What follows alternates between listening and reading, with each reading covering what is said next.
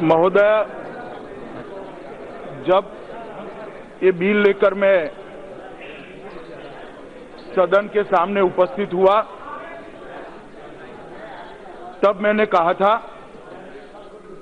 कि ये बिल उन लाखों करोड़ों शरणार्थियों की यातना का अंत करने वाला बिल है जो आज नर्क का जीवन जी रहे हैं। अध्यक्ष जी, ये भाई आप बोल,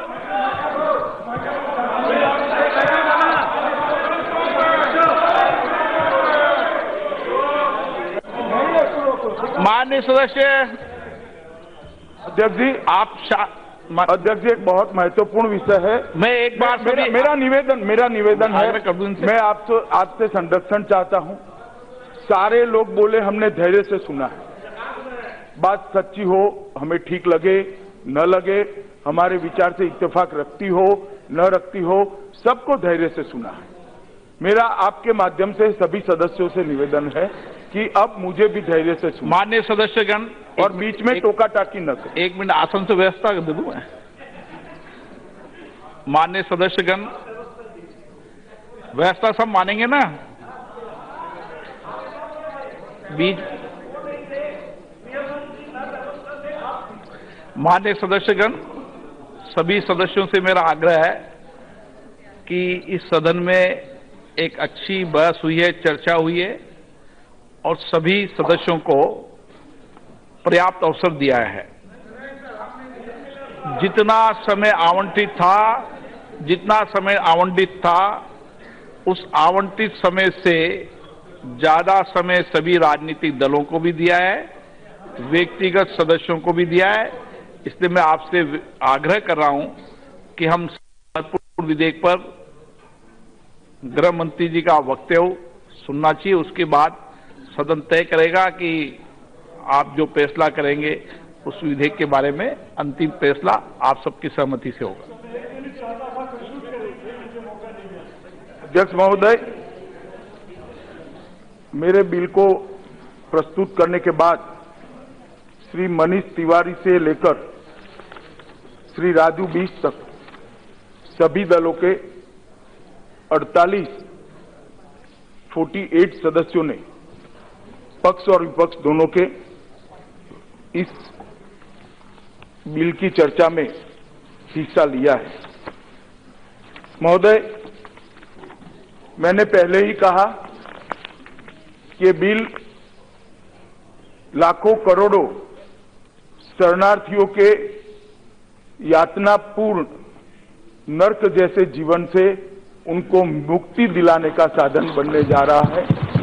और मुझे बहुत आनंद है कि आज ये लाखों करोड़ों शरणार्थी जो भारत के प्रति श्रद्धा रखते हुए हमारे देश में आए थे, उनको नागरिकता और संवैधानिक सम्मान देने का काम ये बिल के माध्यम से, जब ये बिल पारित होगा, हो जाएगा। अध्यक्ष जी, काफी सारे सदस्यों ने इसमें हिस्सा लिया है। बहुत सारी चीजों का रिपीटेशन भी हुआ है, मगर मैं एक एक कर सभी का जवाब जरूर देना चाहता हूं, क्योंकि ये बिल के बारे में जो अपप्रचार हो रहा है, जो भ्रांति फैलाई जा रही है, मैं नहीं चाहता कि इस बिल के माध्यम से, इस सदन की चर्चा के माध्यम से भारत के किसी भी कोने में वो भ्रांति फैले, ना वो भ्रांति टिक पाए। माननीय सदस्य प्लीज, उनके प्रॉब्लम है, उनकी समस्या है।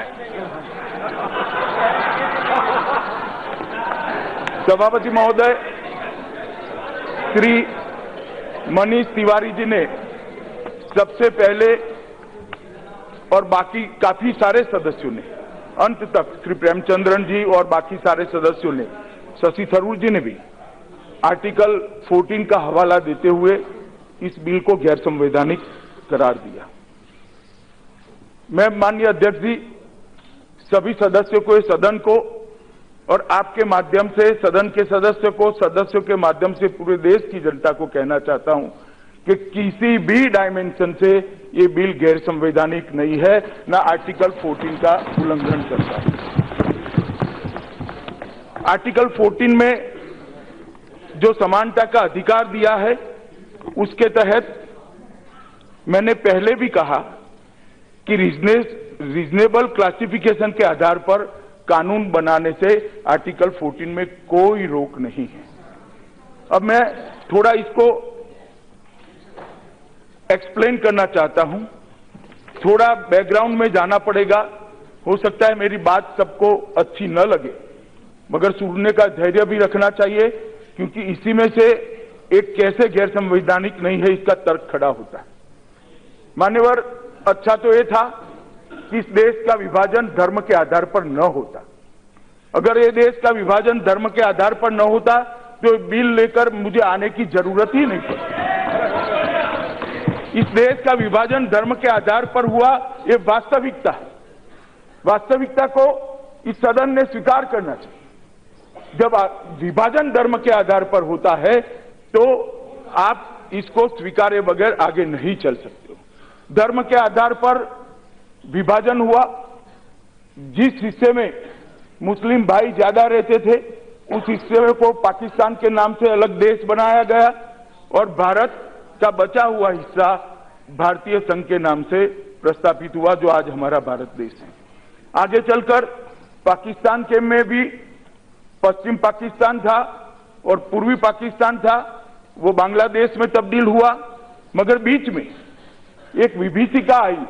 दोनों ओर से शरणार्थियों का आना जाना, मार काट, बलात्कार, लूट, ढेर सारे परिवारों ने यातना को झेला है।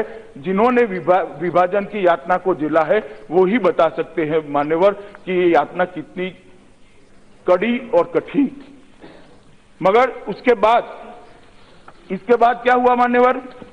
नेहरू लियाकत समझौता हुआ। 1950 में दिल्ली में एक नेहरू लियाकत समझौता हुआ और वो समझौते के तहत ये निश्चित किया गया कि दोनों देश अपने अपने अल्पसंख्यकों का ध्यान रखेंगे। भारत भी रखेगा, पाकिस्तान भी रखेगा और बाद में बांग्लादेश बना। मान्यवर, मैं ये सब इसलिए बताता हूं कि ये जो बिल लेकर सरकार आई है इसकी एक पृष्ठभूमि, और ये दोनों देशों के सरकारों ने एक दूसरे को विश्वास दिलाया था कि पाकिस्तान के अंदर जो हिंदू, सिख, बौद्ध, जैन, क्रिश्चियन, पारसी हैं, उनके ही पाकिस्तान ध्यान रखेगा। यहां पर भी जो माइनॉरिटी है, मुसलमान है, क्रिश्चियन है, पारसी है, बौद्ध है, जैन है, उसका हिंदुस्तान ध्यान रखेगा, भारत ध्यान रखेगा। मगर ऐसा हुआ नहीं मान्यवर, ऐसा हुआ नहीं।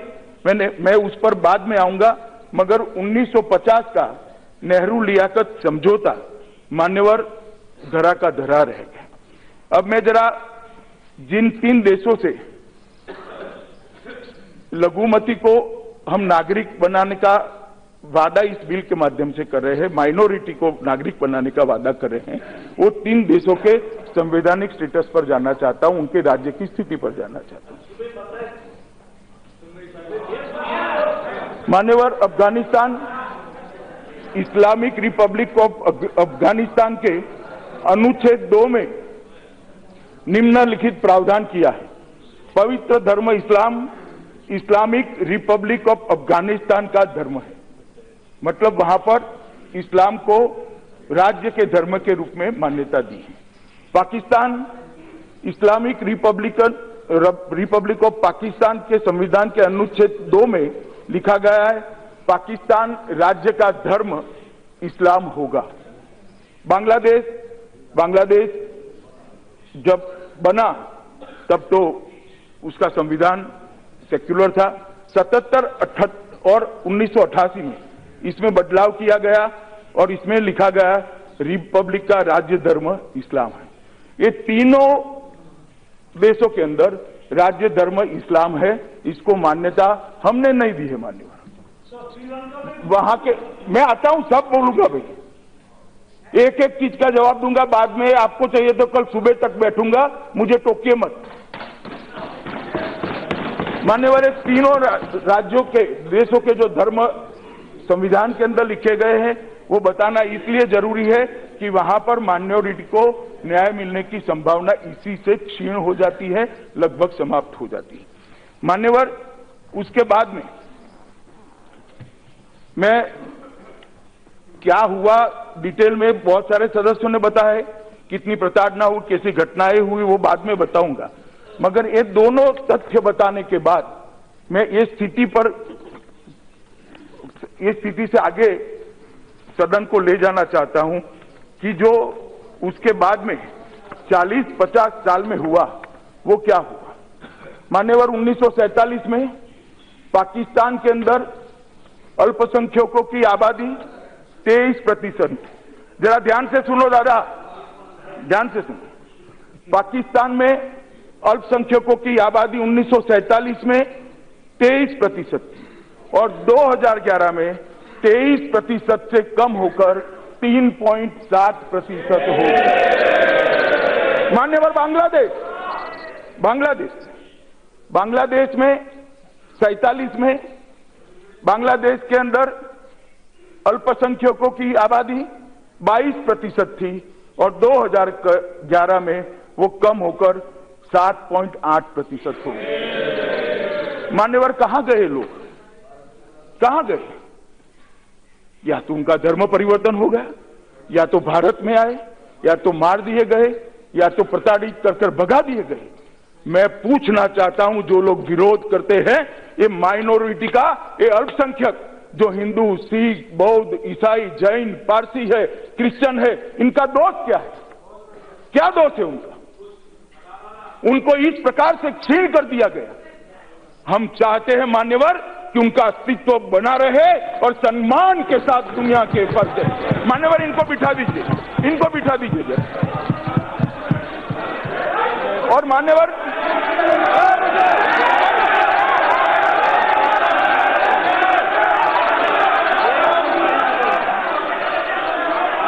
बैठ जाओ भाई, मैं आता हूं, इस पर भी आता हूं, मैं इस पर भी आता हूं।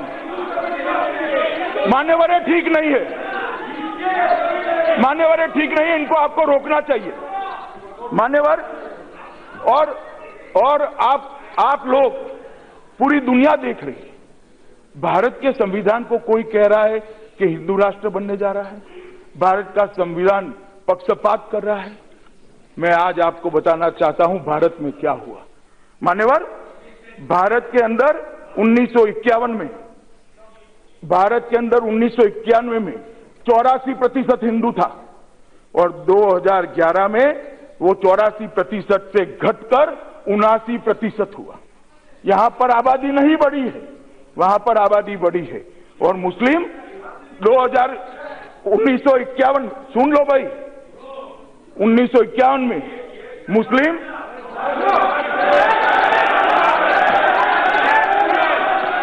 मान्यवर 1951 में यहां पर मुसलमान 9.8% था, आज 14.23% है। हमने किसी के साथ धर्म के आधार पर भेदभाव नहीं करा। और मैं इस सदन को विश्वास दिलाना चाहता हूं, आगे पर भी धर्म के आधार पर भेदभाव नहीं होगा, इसका मैं सदन को विश्वास दिलाता हूं। परंतु धर्म के आधार पर अगर पड़ोस के देश के अंदर धर्म के आधार पर वहीं की अल्पसंख्यकों के साथ अत्याचार हो रहा है, प्रताड़ना हो रही है, तो भारत मुख्य दर्शक बनकर रह नहीं सकता। उनको बचाना पड़ेगा, उनको सम्मान देना पड़ेगा, उनको स्वीकारना। मान्यवर, इसलिए अब मैं फिर से आर्टिकल 14 पर आता हूं। आर्टिकल 14 में कहा गया है कि समानता का अधिकार संसद को कानून बनाने से, समानता का अधिकार जिसमें न हो ऐसे कानून संसद नहीं बना सकती। मैं मानता हूं, मगर ये कोई क्लास के लिए नहीं हुआ है, कोई एक धर्म के लिए नहीं हुआ है, कोई एक धर्म के लिए नहीं हुआ, एक क्लास के लिए हुआ है, माइनॉरिटी के लिए हुआ है। हिंदू, सिख, बौद्ध, जैन, पारसी, क्रिश्चियन, ये सारी माइनॉरिटी के लिए हुआ है।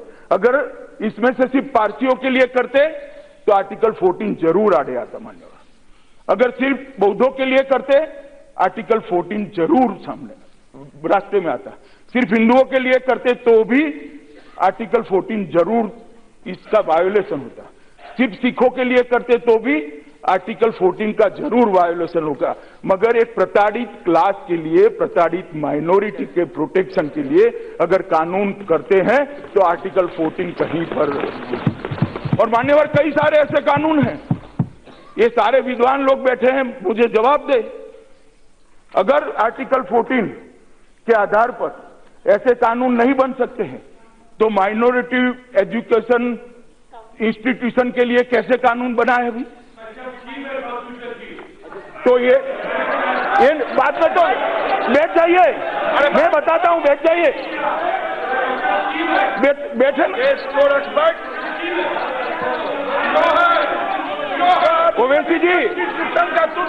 ओवैसी जी, एक मिनट बैठिए ना। तो वो आर्टिकल 14 को वायोलेट नहीं करती है? क्यों नहीं करता है? वो भी करेगा मान्यवर।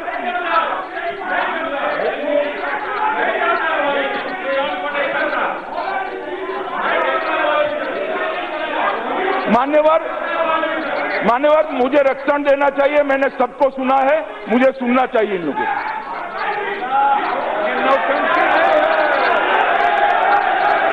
कल्याण बनर्जी बैठ जाइए, कल्याण बनर्जी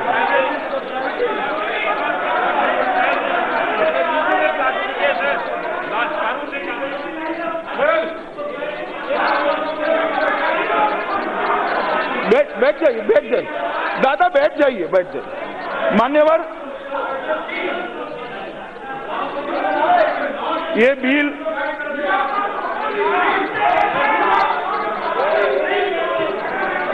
आप बैठ जाइए। नहीं, ऐसा नहीं बैठाना पड़ेगा मान्यवर, ऐसा भाषण नहीं हो सकता। मान्यवर, मैं अभी भी कहना चाहता हूं कि ये जो बिल है वो किसी के प्रति, किसी भी धर्म के प्रति भेदभाव से युक्त नहीं है। केवल और केवल उन लघुमतियों के प्रति ये बिल एक पॉजिटिव भाव लेकर आया है जो ये 3 देशों के अंदर प्रताड़ित है, और जो प्रताड़ित है वो शरणार्थी, वो शरण में आता है। माने वो घुसपैठिया नहीं हो सकता, वो भाग कर आया है, वो वहां से भाग कर आया है हमारी शरण में मान्यवर। वो उसको घुसपैठे का स्टेटस हम नहीं दे सकते मान्यवर। इसलिए मैं कहता हूं कि ये रीजनेबल क्लासिफिकेशन के आधार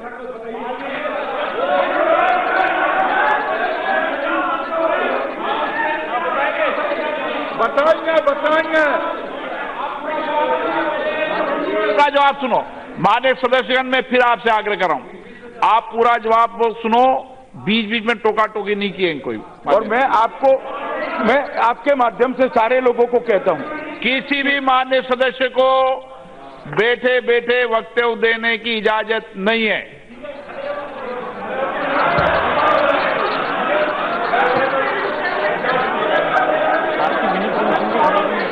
हम माननीय सदस्य आसन की बिना परमिशन के खड़े होने की इजाजत भी नहीं है।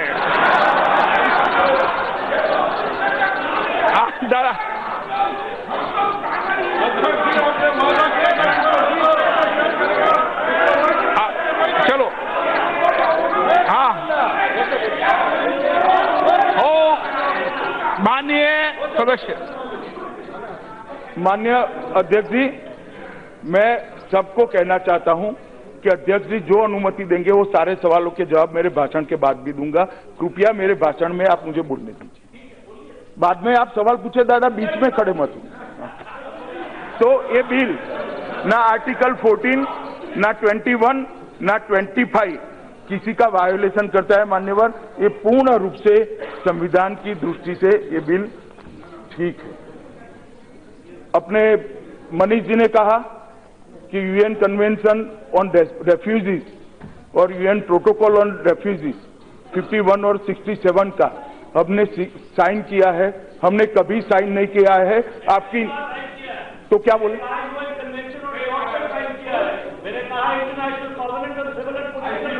नहीं, वो ठीक है, मगर हमने कोई रेफ्यूजी पॉलिसी को स्वीकार नहीं किया है। और शशि थरूर जी ने कहा, मैं फिर से श्रीमान राजनाथ सिंह जी ने जो कहा है सदन के सामने रिपीट करना चाहता हूं। ये सरकार मानती है कि कोई रेफ्यूजी पॉलिसी की जरूरत नहीं है, हमारा कानून पर्याप्त है, भारत सरकार तय करे वो सारे रेफ्यूजी को शरण देना, कोई रेफ्यूजी की जरूरत नहीं, पॉलिसी की जरूरत नहीं। उन्होंने कहा, बहुत अच्छा इतिहास का उदाहरण दिया कि पारसी गुजरात के किनारे आए, एक दूध का ग्लास भेजा राजा ने, उन्होंने अंदर शक्कर डाली और उन्होंने कहा कि हम घुल मिल कर रह जाइए, ये हमारी परंपरा है, पारसी को स्वीकार लिया। मनीष जी भूल गए, पारसी भी धार्मिक रूप से प्रताड़ित होकर आए थे, वैसे नहीं आए थे। जब उनको ईरान से भगाया गया, उनका धर्म, पारसी धर्म अस्तित्व में खतरे में आया, तब भारत ने शरण दी थी। और आज भी जो जिनको धर्म खतरे में आया, जिनको अपने परिवारों का प्रोटेक्शन करना था, वो आए, उन्हीं को हम शरण दे रहे हैं। मनीष जी, आपने जो उदाहरण दिया वो आपके ही दलील के खिलाफ है। उन्होंने क्या कहा, भाई नहीं, मैं उदाहरण की बात कर रहा हूं। माननीय अध्यक्ष जी, उन्होंने एक बड़े शान से एक शेर पढ़ा कि लम्हों ने खता की थी और सदियों ने सजा पाई थी। मैं यही कह रहा हूं, लम्हों ने सजा की थी, लम्हों ने गलती की थी, खता की थी और सदियों ने सजा पाई है।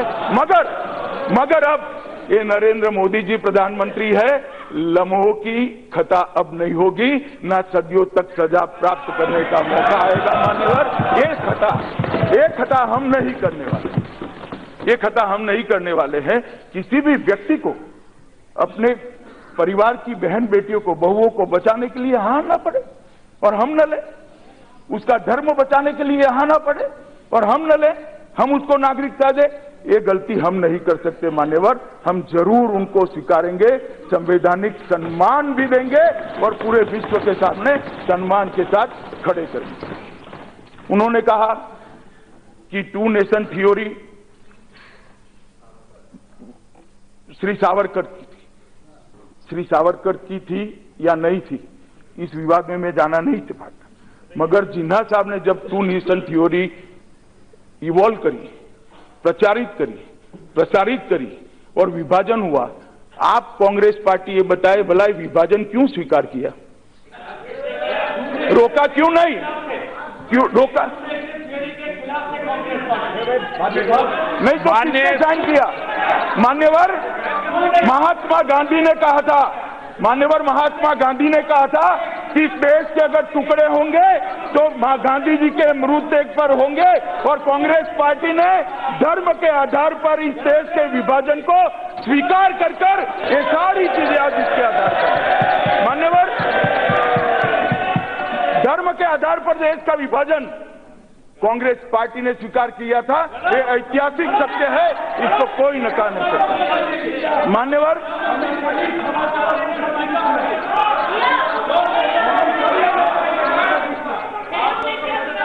बाद में पूछो।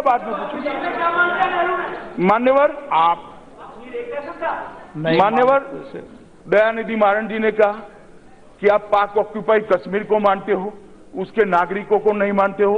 दयानिधि मारन साहब, आपको वास्तविकता मालूम नहीं। पाक ऑक्यूपाई कश्मीर भी हमारा है, उसके नागरिक भी हमारे हैं, और आज भी कश्मीर की असेंबली के अंदर 26 सीट हम इसके लिए रिजर्व रखे, 24 सीटें रिजर्व रखे हैं। आपको मालूम नहीं है, बोलना सरल है और बोले के हिसाब से करना बड़ा कठिन है। और मान्यवर, उन्होंने कहा श्रीलंका के लोगों को क्यों नहीं दिया। मैंने सुबह भी जब पुनर्स्थापन के वक्त विरोध आया था तब कहा था कि अलग अलग समय पर अलग अलग प्रकार से नागरिकता दी गई है। जैसे विभाजन के बाद सभी को दी गई, जो आए वो सभी को दी गई। 71 में बांग्लादेश से आए दी गई, दंडकारण्य में 1959 में जो बांग्लादेश से आए दी, तमिलनाडु के जो भाई लंका से आए उसको भी दी गई। 3 लाख लोगों को उनकी प्राकृतिक वृद्धि के साथ श्रीलंका की नागरिकता लाल बहादुर शास्त्री और बंडार नायक के बीच 64 में जो समझौता हुआ, ये एक सेकंड, मैं वो वहां से नहीं, मैं यही कह रहा हूं कि इसमें भी आप लिया सुनिए प्लीज। इसमें भी एग्रीमेंट था भाई, इसमें भी एग्रीमेंट था। बैठे। उसके बाद में भारत सरकार 5.25 लाख लोगों की वृद्धि के साथ 1979 में दी। उसके बाद शेष रह गए 1.5 लाख लोगों को सरकार के समझौते के तहत या तो वहां जाए या तो वहां जाए ऑप्शन दिया। 75,000 लोग वहां गए, 75,000 लोग यहां है।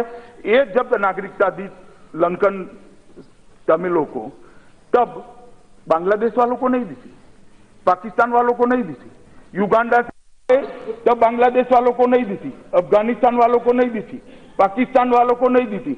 हर बार जो किया वो एक स्पेसिफिक प्रॉब्लम। पहले मुझे सुन लो ना भाई, आपको बाद में पूछेगा, बाद में पूछेगा। मान्यवर, जब भी नागरिकता के बारे में कोई इंटरवेंशन हुआ है, एक स्पेसिफिक प्रॉब्लम को सॉल्व करने के लिए हुआ है। युगांडा के लिए जब नागरिकता दी, तब देश भर से, दुनिया भर से आए सारे लोगों को नागरिकता नहीं दी थी, सिर्फ युगांडा से जो भारतीय आए थी। इसलिए इस बार ये 3 देशों से जो धार्मिक लघुमती आई है, इसको नागरिकता दी है। किसी को भी नागरिकता न देने का कोई इसमें दुर्भावना नहीं है, ना तमिलों को है, ना लंका से आए हुए शरणार्थियों को है। क्योंकि ये एक 3 देशों के जो धार्मिक शरणार्थी आए हैं, उनको एड्रेस करने के लिए ये लेकर आए, इसलिए हो रहा है। तो इसको भी मैं जरा स्पष्ट करना चाहता हूं। एक उन्होंने कहा कि माइनॉरिटी की व्याख्या बहुत संकुचित है। मान्यवर, हमारी माइनॉरिटी की व्याख्या संकुचित नहीं है। दयानिधि मारन साहब, शायद मेरा हिंदी में वक्तव्य होता है तो ट्रांसलेशन में थोड़ी गड़बड़ हुई होगी। मैं आपको बता दूं, मैं यहाँ के माइनॉरिटी की बात ही नहीं करता। ये पूरा विधेयक वो 3 देशों में जो धार्मिक माइनॉरिटी है, इसके लिए हमारी व्याख्या संकुचित नहीं है। और ये सनातन सत्य है, वो 3 देशों के संविधान के हिसाब से सत्य है कि वहां पर मुस्लिम माइनॉरिटी नहीं है। इसको कैसे झुठलाया जा सकता है? जब बांग्लादेश, सुनिए बाद में पूछे रसूल साहब, बांग्लादेश, अफगानिस्तान और पाकिस्तान के माइनॉरिटी की बात करेंगे, तीनों राज्यों का धर्म जब इस्लाम होगा, तो वहां इस्लामिक लोग कैसे, इस्लाम के अनुयायी कैसे माइनॉरिटी हो सकते? हमारी व्याख्या संकुचित नहीं है। वहां के संविधान का प्रोविजन ऐसा है जो मुस्लिमों को माइनॉरिटी का स्टेटस नहीं देता है, इसलिए नहीं। इस देश में इतने सारे मुसलमान हैं, कोई भेदभाव नहीं होता है, सब जी रहे हैं। और यहां चित्र ऐसा बनाया जा रहा है कि इस देश के मुसलमानों के साथ अन्याय हो रहा है, ऐसा नहीं है मान्यवर। वहां पर जो वहां की स्थिति है, उसमें मुस्लिम कम्युनिटी, मुस्लिम धर्म के अनुयायी वहां माइनॉरिटी नहीं है, इसलिए उनको नहीं स्वीकार करे, उनके साथ अन्याय नहीं कर रहे। अगर वो माइनॉरिटी होते तो उनको भी स्वीकार कर लेते। और रोहिंग्या का कहते हैं, रोहिंग्या के लोग वाया बांग्लादेश आते हैं, ब्रह्मदेश के लोग वाया बांग्लादेश आते हैं, और ब्रह्मदेश सेक्युलर कंट्री है, फिर भी वाया बांग्लादेश आते हैं। रोहिंग्या को कभी भी स्वीकार नहीं किया जाएगा। मैं आज फिर से स्पष्ट, मान्यवर, उन्होंने कहा कि माइनॉरिटी में डर है। मान्यवर, मैं इतना ही कहना चाहता हूं कि माइनॉरिटी में कोई डर की भावना नहीं है तो भी आपके वक्तव्य से थोड़ा बहुत खड़ा भी हुआ होगा, तो मैं मेरे सभी माइनॉरिटी के भाइयों बहनों को विश्वास दिलाना चाहता हूं कि नरेंद्र मोदी की प्रधानमंत्री प्लीज बैठिए, प्लीज।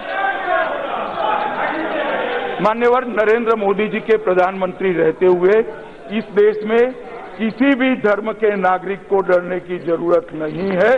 ये सरकार सबको सुरक्षा और सबको समानता, समान अधिकार देने के लिए कटिबद्ध है मान्यवर, इसलिए किसी को डरने की जरूरत नहीं। आज अभिषेक बनर्जी ने भी इस पर भाषण किया। उन्होंने, मैंने तो पहली बार सुना, शायद 6 साल में पहली बार बोले हैं, मगर बहुत अच्छा बोले। नहीं, मैंने पहली बार सुना, मैंने पहली बार, इसलिए कहता हूं बहुत अच्छा बोले इन्होंने, इसलिए बोले ना, इन्हें कहा ना मैंने पहली बार सुना भैया। इन्होंने टैगोर, विवेकानंद और बंकिम बाबू का उल्लेख किया, तीनों को कोट किया। मगर मैं एक छोटा सा सवाल पूछना चाहता हूं माननीय, अध्यक्ष जी, बंकिम बाबू, टैगोर और विवेकानंद का बंगाल की कल्पना ऐसी थी जिसमें दुर्गा विसर्जन के लिए कोर्ट में जाना पड़े, सरस्वती पूजन न हो, ये कल्पना करी थी।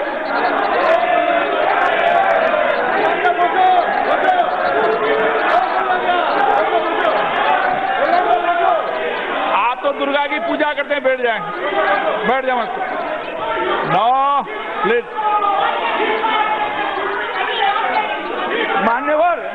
मान्यवर ये गुस्से क्यों हो रहे हैं? मैंने तो उनको कुछ नहीं कहा,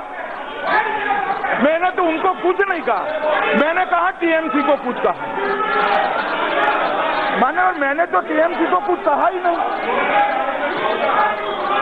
नहीं माननीय सदस्य, प्लीज प्लीज प्लीज प्लीज, दादा प्लीज प्लीज प्लीज, दादा आज तो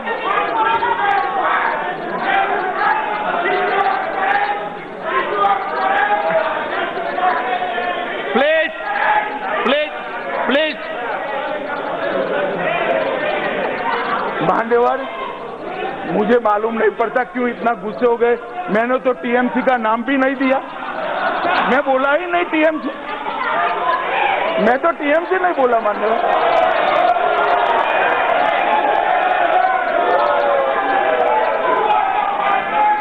माननीय सदस्य प्लीज प्लीज प्लीज, माननीय please please please please please please please please, आप सब बैठ जाइए।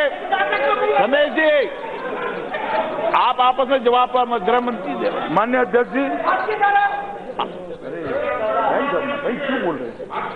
माननीय अध्यक्ष जी, हाँ दादा, उन्होंने कहा, दादा शांति है, उन्होंने कहा कि एक मिनट नहीं। माननीय अध्यक्ष जी, उन्होंने कहा कि NRC of citizenship amendment bill trap. मान्यवर, इसमें कोई ट्रैप नहीं, एक सीधा साधा लेजिस्लेशन है जो तीनों देशों से आए हुए धार्मिक लघुमतियों को, शरणार्थियों को नागरिकता प्रदान करेगा। मगर ट्रैप उनको जरूर लग सकता है जो वोट बैंक के लिए घुसपैठियों को शरण देना चाहते हैं, उनको ट्रैप जरूर लग सकता है। मानिए, जो वोट बैंक के लिए घुसपैठियों को शरण देना चाहते हैं उनको हम सफल नहीं होने देंगे, हम नहीं होंगे। ये ट्रैप उनको इसलिए जरूर लग सकता है।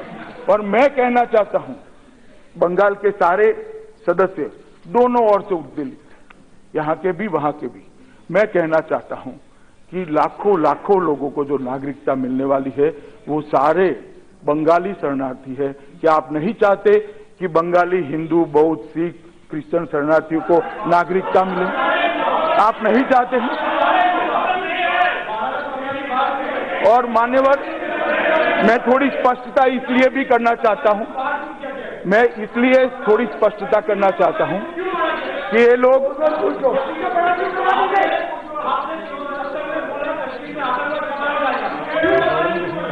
प्लीज माननीय सदस्य, प्लीज प्लीज।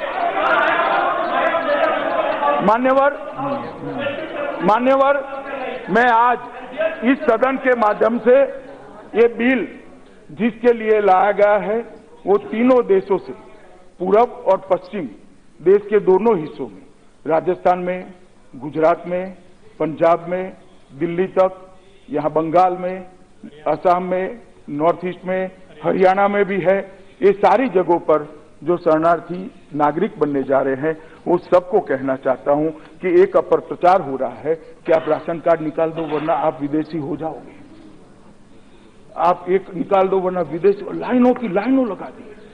किसी को डरने की जरूरत नहीं है, राशन कार्ड हो न हो आपको ये विधेयक शक्ति देगा, आप नागरिक बन सकते हो, किसी को डर नहीं।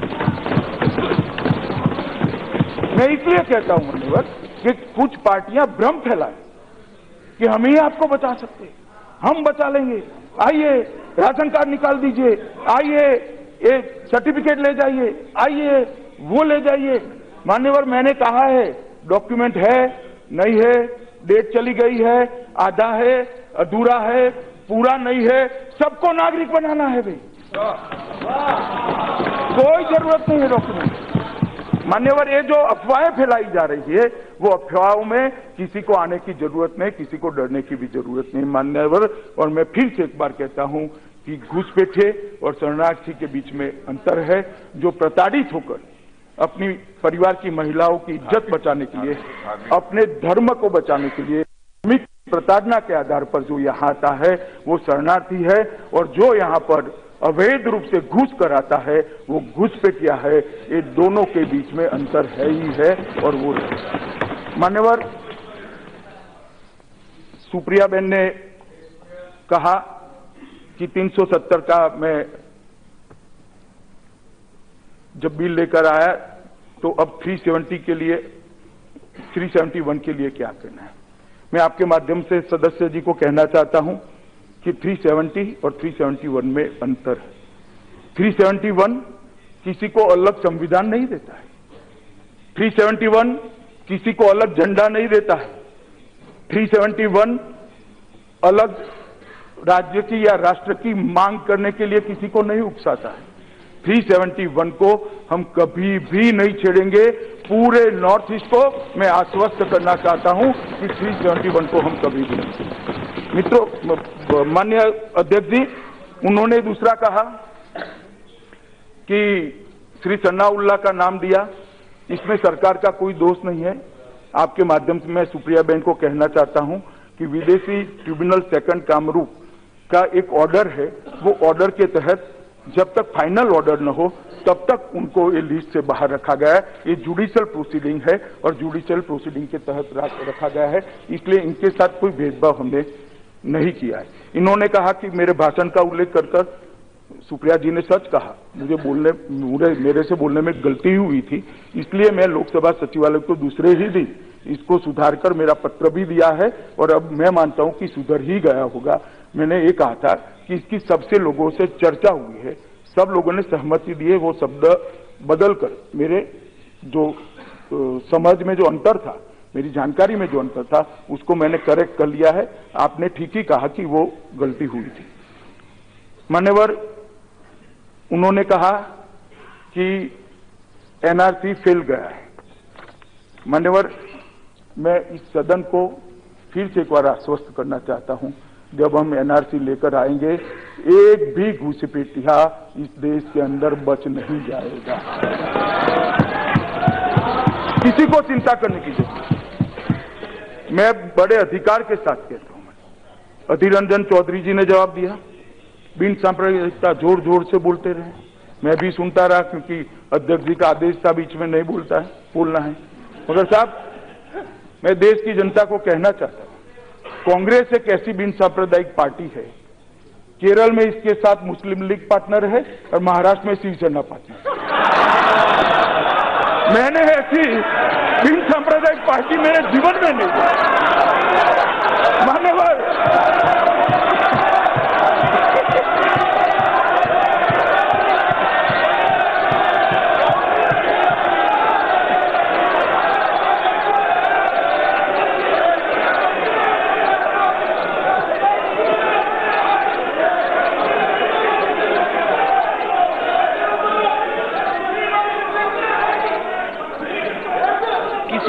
गृह मंत्री जी के अलावा किसी का अंकित नहीं हो रहा है।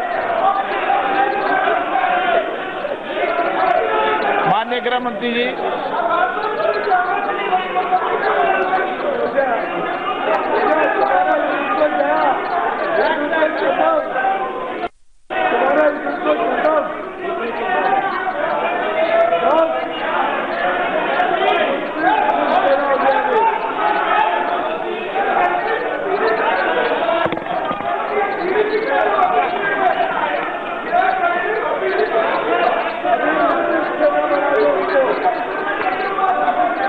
माननीय सदस्य, please sit down, please sit down.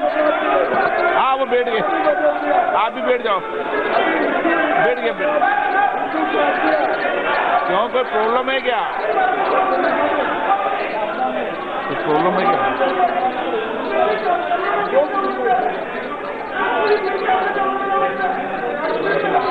गृह मंत्री जी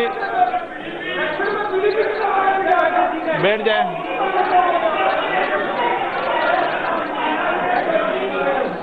मान्यवर, उन्होंने कहा कि ये 3 देशों को ही क्यों ले रहे हैं, चीन को क्यों नहीं ले रहे, नेपाल को क्यों नहीं ले रहे, आप लंका को क्यों नहीं ले रहे, म्यांमार को क्यों नहीं ले रहे हैं। मान्यवर, मैंने पहले भी कहा कि हर बार नागरिकता पर जब भी इस देश में निर्णय हुआ, कोई एक निश्चित परिस्थिति के आधार पर निश्चित प्रकार के समस्या को हल करने के लिए निर्णय हुआ। ये अभी बांग्लादेश, पाकिस्तान और अफगानिस्तान से जो रिलीजियस माइनॉरिटी आई है, इसके लिए निर्णय है, इसलिए किसी के साथ उसका सवाल नहीं है। दूसरी बात, नेपालियों की जहां तक बात है, मान्यवर, 1950 में 31 जुलाई को भारत नेपाल शांति और मैत्री संधि अनुच्छेद 7 दोनों देश अपने अपने क्षेत्र में दूसरे देश को नागरिकों को निवास, संपत्ति का स्वामित्व, व्यापार, वाणिज्य और अधिकार देने के लिए सहमति हुई है और नेपाली नागरिकों को भी अर्जी के आधार पर आज भी आसानी से नागरिकता मिल रही है। इसमें कोई बात नहीं। उनको असम में गोरखा समाज को डिमोटर आज भी दे रहे, गृह मंत्री के नोटिफिकेशन के साथ भी। माननीय सदस्य, अगर कोई भी बीच में खड़ा हुआ तो उसको किसी को भी क्लेरिफिकेशन की इजाजत नहीं दी जाएगी। अब दे दिए। नेपाल के नागरिकों को आज के कानून से भी नागरिकता लेने में कोई तकलीफ नहीं। मान्यवर, ओवैसी साहब ने अभी कहा कि एनआरसी का बैकग्राउंड बना रहे हैं। एनआरसी का कोई बैकग्राउंड बनाने की जरूरत नहीं है। हम इस पर बिल्कुल साफ है कि इस देश में एनआरसी होकर रहेगी। कोई बैकग्राउंड बनाने की जरूरत नहीं। बैकग्राउंड है ही हमारा घोषणा पत्र ही बैकग्राउंड।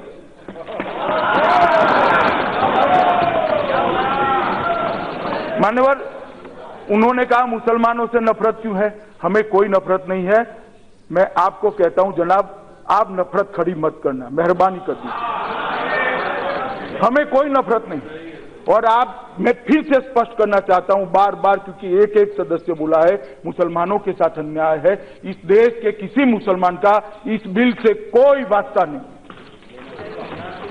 कोई वास्ता नहीं। ये जो है, ये बिल जो है, वहां से आने वाले हिंदू, सिख, बौद्ध, पारसी, जैन और क्रिश्चियन शरणार्थियों को नागरिकता देने, इसमें भारत में रहते हुए भारत के नागरिक मुसलमानों से कोई लेन देन नहीं।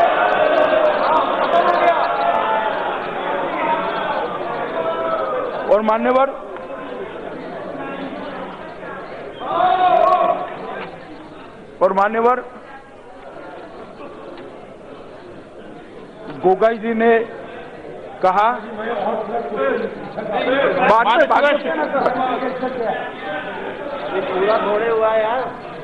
मान्यवर, गोगाई जी ने कहा कि सारे नॉर्थ ईस्ट के राज्य चिंता में, मगर शायद उन्होंने बाद में भाषण सुन लिए।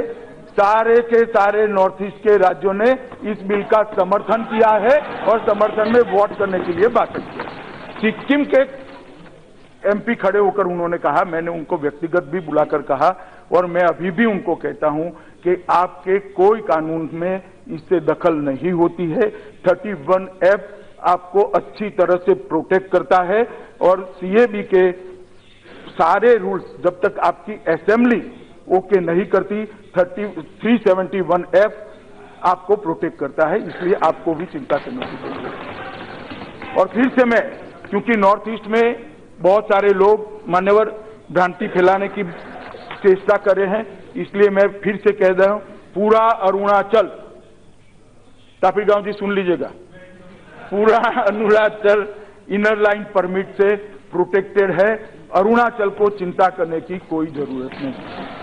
पूरा मिजोरम, एमपी साहब सुन लीजिएगा और मिजोरम वाले भी सुन ले टीवी पर, पूरा मिजोरम इनर लाइन परमिट से प्रोटेक्टेड है, किसी को चिंता करनी।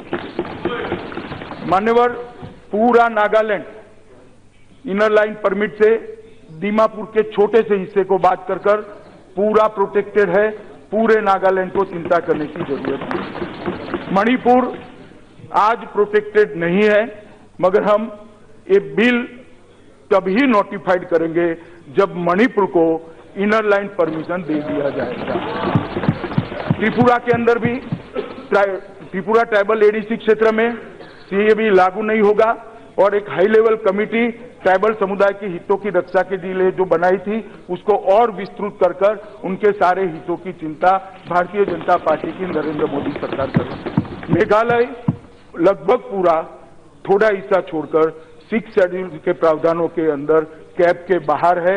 मेघालय को भी चिंता करने की जरूरत है। आसाम समझौते के अंदर 1985 से समझौता हुआ, मान्यवर कांग्रेस ने क्लॉज 6 को कभी नहीं अमल में लाने की चेष्टा की। हमने क्लॉज 6 के अंदर कमेटी बना दी है। आसाम के लोगों को ही कमेटी है, वो स्पीड से अपना काम कर रही है, जो आसाम के मूल निवासियों के सभी अधिकारों की, उनकी भाषा की, उनके साहित्य की, इनकी बोली की, इनके पॉलिटिकल रिजर्वेशन की, ये सब चीजों की चिंता करेगी और वो कमेटी जल्द ही अपना रिपोर्ट देगी।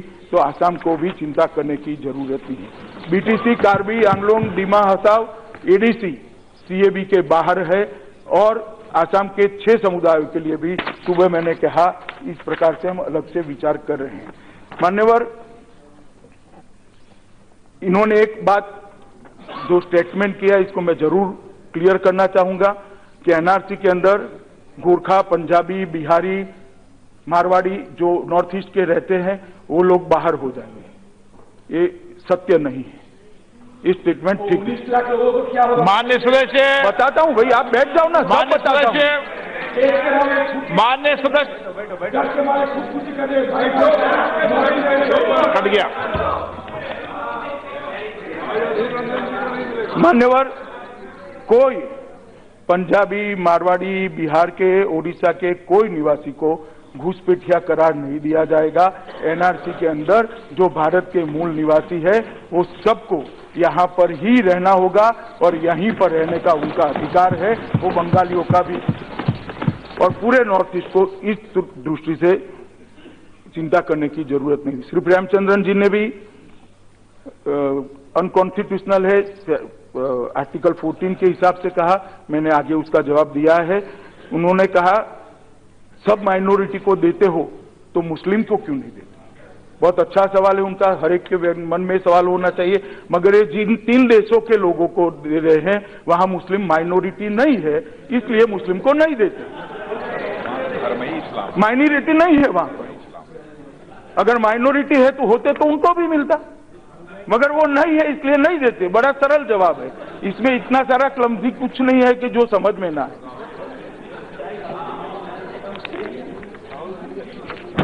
शशि थरूर जी ने कहा कि धर्म के आधार पर नागरिकता नहीं देनी चाहिए। शशि थरूर जी, कांग्रेस के शासन में जितनी बार भी आजादी के बाद सारे शरणार्थियों को नागरिकता दिया वो धर्म के आधार पर ही दिया था। मेरी बात सुन लीजिए, क्योंकि विभाजन ही धर्म के आधार पर हुआ। तो सारे जो शरणार्थी आए थे वो हिंदू, ज्यादातर हिंदू और सिख थे, बहुत जैन पारसी भी थे, थोड़े बहुत क्रिश्चियन भी थे। तो सबको पहली बार, सबसे पहले अगर किसी ने नागरिकता देने का काम किया तो श्री जवाहरलाल नेहरू के नेतृत्व में आपकी सरकार। और देश का विभाजन भी धर्म के आधार पर हुआ था। और मैं आज भी कहना चाहता हूं, नेहरू लियाकत समझौता अगर स्पिरिट के साथ लागू होता, वहां के अफगानिस्तान के, पाकिस्तान के सिखों के धर्म की परिवारों की सुरक्षा होती, हिंदुओं की होती, बौद्धों की होती, क्रिश्चियनों की होती, पारसियों की होती, बांग्लादेश के भी होती, तो आज उनको यहां न आना पड़ता। परंतु नेहरू लियाकत समझौता 1950 में जो हुआ वो काल्पनिक समझौता था, वो फेल हो गया, समय की वास्तविकता पर वो खरा नहीं उतरा और इसके कारण आज नरेंद्र मोदी जी ने ये बिल को लेकर इस सदन के सामने आना। मान्यवर, उन्होंने थोड़ा टॉन्ट में कहा कि पीएम कहते हैं कि सरकार का धर्म संविधान है। मैं पूरी गंभीरता के साथ और सदन के अंदर बहुत गंभीरता और विश्वास के साथ देश की जनता को विश्वास दिलाना चाहता हूं कि जब तक नरेंद्र मोदी जी प्रधानमंत्री है, इस सरकार का धर्म और कोई नहीं है। भारत का संविधान ही हमारा धर्म है और भारत के संविधान के आधार पर आगे। मान्यवर, एक विषय चला कि अभी भी मैं इस बात को थोड़ा एलोबेट इसलिए कहना चाहता हूं कि पूरे दिन इस प्रकार से चित्रण किया गया कि हम मुसलमानों के साथ अन्याय कर रहे हैं। मैं फिर से क्लियर करना चाहता हूं कि ये बिल का इस देश में रहने वाले, इस देश के नागरिक मुसलमानों से कोई स्नान सूतक का संबंध नहीं है, उनके साथ कोई अन्याय का सवाल नहीं है। परंतु क्यों ये बिल लेकर आना पड़ा, तो मान्यवर मैं आपको बताना चाहता हूं। मैंने जैसे बताया कि जिस प्रकार से लियाकत नेहरू समझौता विफल हुआ, उसके बाद पाकिस्तान के अंदर क्या हुआ। मान्यवर 2014 की एक रिपोर्ट बताती है कि 1000 लड़कियों को जबरन धर्म परिवर्तन किया गया। बादल साहब ने बताया पवित्र नानकाना साहिब के ग्रंथी की पुत्री जगजीत कौर को जबरन धर्म परिवर्तन किया गया। हो हल्ला हुआ पूरे दुनिया के अंदर, सिखों ने लड़ाई लड़ी, भारत के लोगों ने लड़ाई लड़ी और बाद में वापिस लाया गया। यूएनएचआरसी के रिपोर्ट के हिसाब से अब सिर्फ 20 ही धार्मिक स्थान अन्य धर्मों के पाकिस्तान के अंदर बचे। मान्यवर, ये क्या बताता है? ये क्या बताता है? और जब इतनी प्रताड़ना हो, इतने अत्याचार हो, वहां से कोई शरण में आया, हम उसको शरण न दें क्योंकि वो हिंदू है, क्योंकि वो सिख है। आपसे पहले से ये किया जाता है। मान्य सदस्य बैठ जाओ भाई, बैठ जाओ। मान्यवर,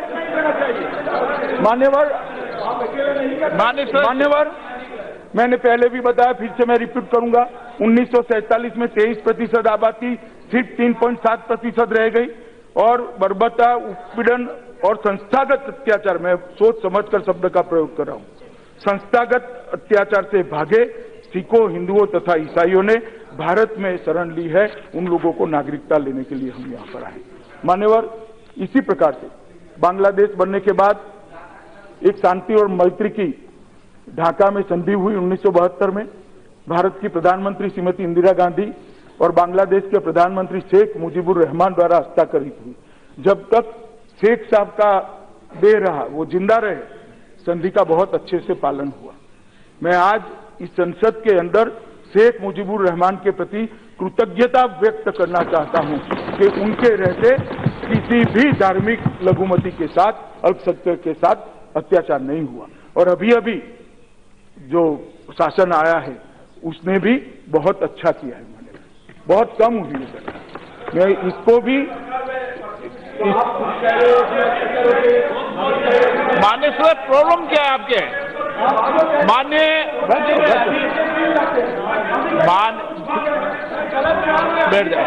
बैठ जाओ।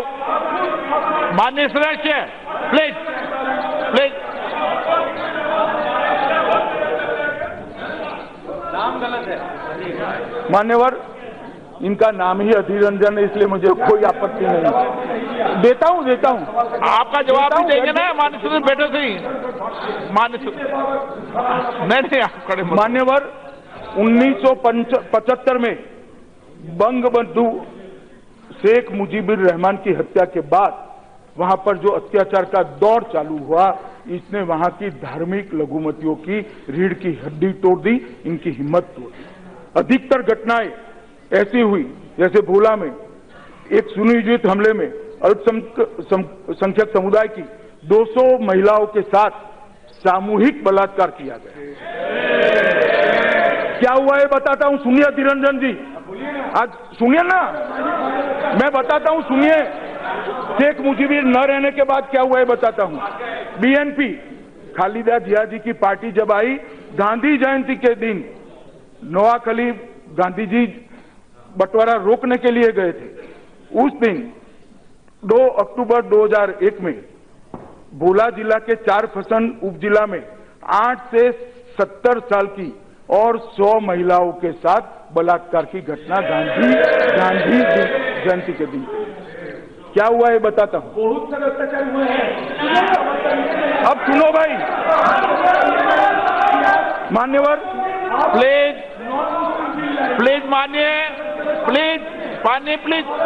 मानिए, आप नेता सदन है, इस तरीके निकले। मानिए, आप कांग्रेस के नेता हैं, प्लीज मानिए,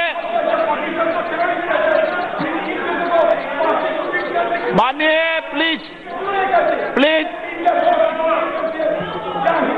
मानिए, प्लीज।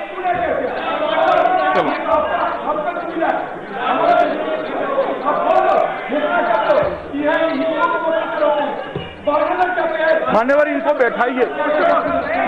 बैठाइए, हर बार खड़े हो जाते। लालमोहन उपजिला में 1000 परिवारों पर मान्यवर हमला किया। 1000 अल्पसंख्यक परिवारों को हमला किया। कबीले धाम में अक्टूबर 1990 में 300 घरों में आग लगा दी। 1991 में जो बांग्लादेश के अंदर हिंदुओं का प्रतिशत 21 था, अब 7% से कम रह गया मान्यवर। और मैं आज बताना चाहता हूं कि इतने सारे मेरे पास अलग अलग संस्थाओं के रिपोर्ट है जिसके तहत ये सिद्ध हो सकता है कि वहां पर हिंदू, सिख, बौद्ध, जैन और पारसी क्रिश्चियन लोगों के अपने धर्म का अनुसरण करना वो असंभव रह गया था, इसलिए वो यहाँ पर आए थे। मान्यवर ढेर सारे मंदिर तोड़ दिए गए, ढेर सारे मंदिर तोड़े गए और ढेर सारी जगह पे हुआ। अफगानिस्तान के अंदर भी 1992 के पहले 2 लाख सिख और हिंदू थे, ज्यादातर सिख थे, लेकिन 2018 तक अब 500 बच गए थे, सिर्फ 500। मान्यवर पूरे देश ने देखा था कि धार्मिक भवनों और गुरुद्वार और मंदिरों को नष्ट कर दिया गया। खुले में बनी विश्व की सबसे बड़ी मूर्ति बामियान में बुद्ध की भव्य प्रतिमा को तोप के गोले दागकर तोड़ दिया गया, तोप के गोले दागकर तोड़ दिया। और ये तालिबानों ने जब कहर ढाया, कहां जाते वो बौद्ध, सिख, हिंदू, ईसाई, जैन, पारसी कहां जाते? वो भारत आए मान्यवर, इसलिए इनको शरण देने का प्रस्ताव है। मान्यवर तालिबान ने सितंबर 98 में एक आदेश जारी किया, पूजा स्थल में, मंदिर में, गुरुद्वारों में कोई जा नहीं सकता, मुसलमानों की आलोचना कर नहीं सकते। घर की पहचान करने के लिए घर पर पीला एक कपड़े का टुकड़ा लगाना पड़ेगा कि ये नॉन मुस्लिम घर है। इतना अपमानित किया। हिंदू, सिख, नॉन मुस्लिम महिलाएं बाहर निकलती है तो एक पीला कपड़ा अपने कंधे पर डालना पड़ेगा क्योंकि वो मुसलमान नहीं है। इस तरह से वहां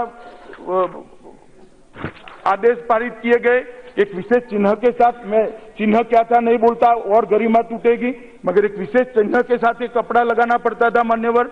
और अगर शुक्रवार को मस्जिद नहीं जाते हैं, नमाज पढ़ो न पढ़ो, मस्जिद जाना, वरना दंडित होना पड़ता था। हिंदू और सिख महिलाओं को बुर्खा पहनना पड़ता था। और मान्यवर ये सारा चला और ये सारे से जो प्रताड़ित आए हैं उनको नागरिकता देने का एक बिल है मान्यवर। मैं आज भी आपको कहता हूं कि इससे मुस्लिमों के साथ जरा भी भेदभाव नहीं है। मैं बार बार इसलिए कह रहा हूं कि ये यहाँ के मुसलमानों को ये बिल से कोई स्नान सूतक का यहाँ का मुसलमान सम्मान के साथ जी पाएगा, जी रहा है, आगे भी जीता रहेगा, उसको कोई तकलीफ नहीं होने वाली। ये बिल केवल और केवल वहां से आने वाले ये 6 धार्मिक लघुमतियों के लिए है। और मान्यवर इसमें मुस्लिम का समावेश इसलिए नहीं है कि मुसलमान वहां पर धार्मिक लघुमती नहीं। मुझे बताइए, वो इस्लाम को मानता मान्यवर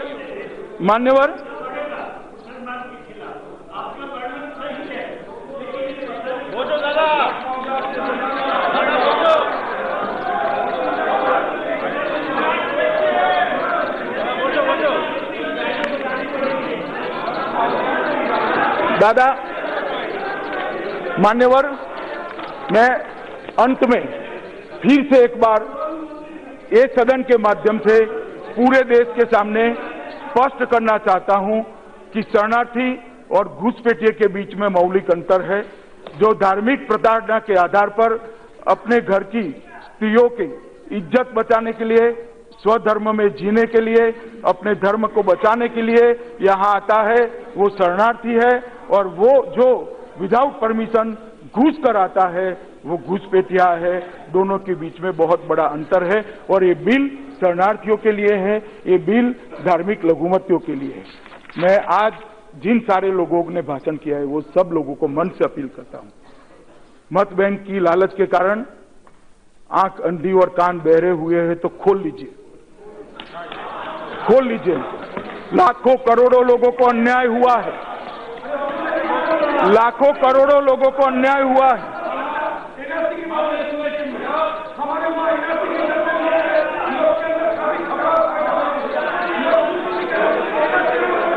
बताता हूं।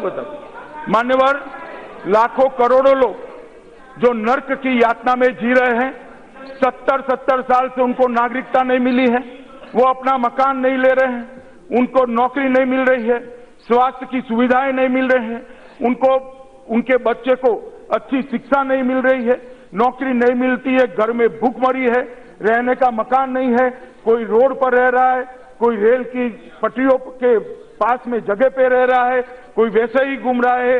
ये लाखों करोड़ों लोगों के लिए नरेंद्र मोदी जी उनकी यातनाओं से मुक्ति का ये दस्तावेज लेकर आज इस सदन के सामने आए और ये दस्तावेज इतिहास में सुवर्ण अक्षरों से लिखे जाने वाला है कि जो विफल हुए 1950 के नेहरू लियाकत समझौते की गलती को आज नरेंद्र मोदी ने सुधारने का काम किया है, देश के प्रधानमंत्री ने सुधारने का। इतने सालों से मान्यवर ये कहते थे कि हमारी कोई सुने, हमारा दोष क्या है। अब ये कह रहे हैं, मैं उनको पूछता हूं, इनका दोष क्या था, क्या दोष था? तो क्यों नहीं स्वीकारा उनको, क्यों नहीं स्वीकारा? अरे अब तक क्यों नहीं स्वीकारा? मान्यवर वोट बैंक की पॉलिटिक्स के कारण ये सारी पार्टियों ने उन्होंने स्वीकार नहीं किया है। हम नहीं लड़ते हैं वोट बैंक से। मान्यवर, आज नरेंद्र मोदी जी ये सब के लिए एक सुवर्ण प्रभात कल का नरेंद्र मोदी जी के कारण इन लोगों का कल का प्रभात सुवर्ण प्रभात होने वाला है और संवैधानिक सम्मान के साथ ये मेरे लाखों करोड़ों भाई बहन अपने देश के अंदर सम्मान के साथ जीने की शुरुआत करने वाले हैं। और मान्यवर, मैं आपके माध्यम से इतना ही विनंती करना चाहता हूं कि एनआरसी और इसको जोड़ने की जरूरत नहीं है। एनआरसी करेंगे तब स्पष्टता के साथ इसी प्रकार से इसी सदन